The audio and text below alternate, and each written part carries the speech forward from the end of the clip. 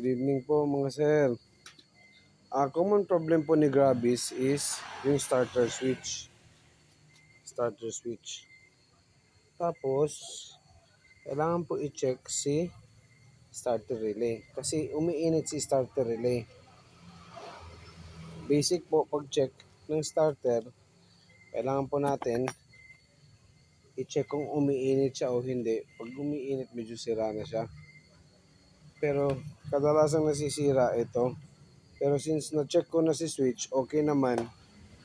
Kailangan din is i-check si side stand switch dito sa ilalim. Ito mga guys, ito. Yan. Kailangan linisin. Tapos, check nyo yung mga fuse at si starter relay. Ito, problem solve ko na siya. Nag-start na si Gravis. Ang problem is, ang problem is, ito na naman si check engine kasi na-detect niya yung problem. Pero since na-solve na, pwede na siyang i-delete for diagnostic tools. Gamit yung diagnostic tools. Check nyo muna si relay, si starter switch, tapos si switch sa brake, bago pumunta dito sa starter relay. Ang problem ko kay starter relay, kasi pag on mismo ng ignition switch, automatic pumipitik si relay. The supposed to be is, sana pumipitik siya pag nag-on ka sa starter switch. Chinek ko naman yung charging, okay naman siya. Yan, 13.8. Si check engine na lang ang problema. Yun po mga guys, common problem po ni Gravis. Hindi ko rin siya kasi ang sabi nila, ayaw mag-start nung una. Ang sabi nila, problema daw si ECU.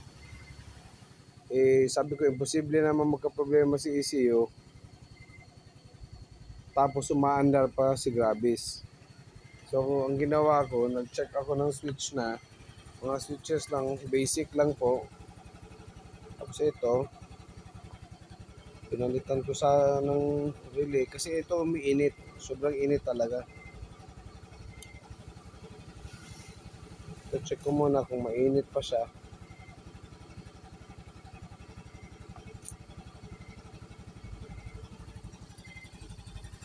Yun lang po mga guys, sana nakatulong.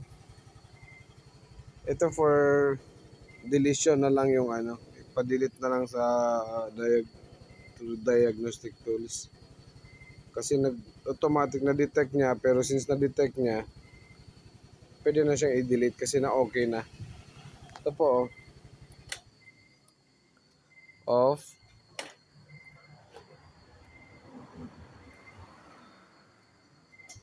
Start. Yan, okay na siya. Thank you po mga guys. Sana nakatulong ang konting kaalaman at ideas. Pero alam ko marami ring mga problema, hindi lang ganito.